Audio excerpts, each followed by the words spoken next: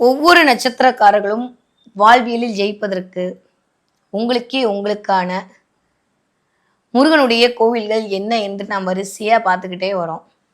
அந்த வரிசையில இப்ப நம்ம பார்க்கக்கூடிய ஒரு நட்சத்திரம் என்ன அப்படின்னா, எனக்கு ரொம்ப பிடிச்ச நட்சத்திரம் அவிட்டம்.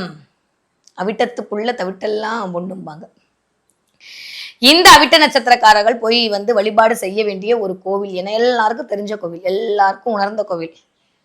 இந்த கோவிலுக்கு போனாதாங்க எல்லாமே நிறைய மர்மங்கள் தெரியக்கூடிய ஒரு கோவில். ஆனா ஊனா எல்லா மக்களும் தங்களுடைய வாழ்க்கையை எதை நோக்கி போகுது அப்படின்னு ஒரு கொஸ்டின் கேட்டேன். அதுக்கான விடை தெரியறதுக்காக ஓடி போகக்கூடிய ஒரு இடம் தான் இந்த கோவில். கண்டுபிடிச்சிட்டீங்களா? இவ்வளோ க்ளூ கொடுத்துட்டேன், கண்டுபிடிக்கலையா? ஒரு நிமிஷம் டைம் தரேன், கண்டுபிடிக்கிறீங்களா?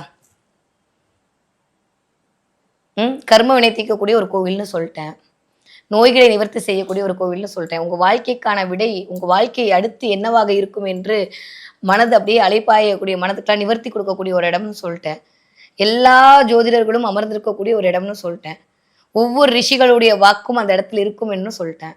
கண்டுபிடிக்கலையா? எந்த கோவிலா இருக்கும்? கேட்டுருச்சு. ஆமா, அதே கோவில் தான், வைத்தீஸ்வரன் கோவில் தான். அவிட்ட நட்சத்திரக்காரர்கள் போய் உங்களுடைய நட்சத்திரத்திற்கான ஒரு தளமாக இருக்கிறது என்று நீங்கள் நமஸ்கரிக்க வேண்டுகின்ற ஒரு தரம். வைத்தீஸ்வரன் கோயில்னா என்ன ஞாபகத்துக்கு வரும்? 3 விஷயம் ஞாபகத்துக்கு வரும். முதல்ல ஏடு ஜோசியம் தான் ஞாபகம் வரும். அது உண்மை, அது பொய், அந்த கான்ட்ரவர்சியை வேணாம், திரும்ப இதுக்குள்ள அதெல்லாம் கொண்டு வரக்கூடாது. ஓகே, அதை பத்தி நம்ம அப்புறமா பேசுவோம், நிறைய பேசுவோம். ஓகே, அப்ப வைத்தீஸ்வரன் கோவில்னு சொன்னாலே முதல்ல வரக்கூடியது என்னது? சித்தர்களுடைய வாக்கு.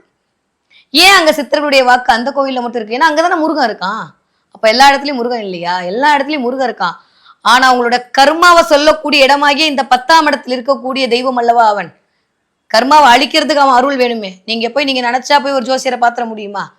நீங்க 1000 ரூபாய் கொடுத்தீங்க, 2000 ரூபாய் கொடுத்தீங்கன்னா நீங்க ஜோசியத்தை விலை வாங்கவே முடியாதுங்க. நீங்க தப்பா எடுத்துக்கிட்டாலும் பரவாயில்ல.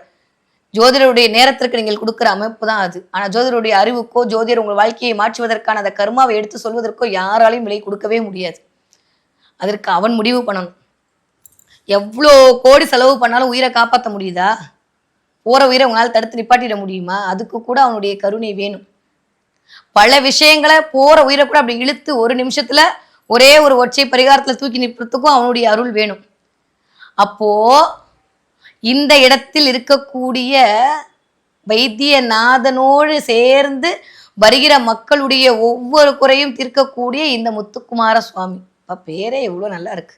முத்தா இருக்காங்க முருகன்.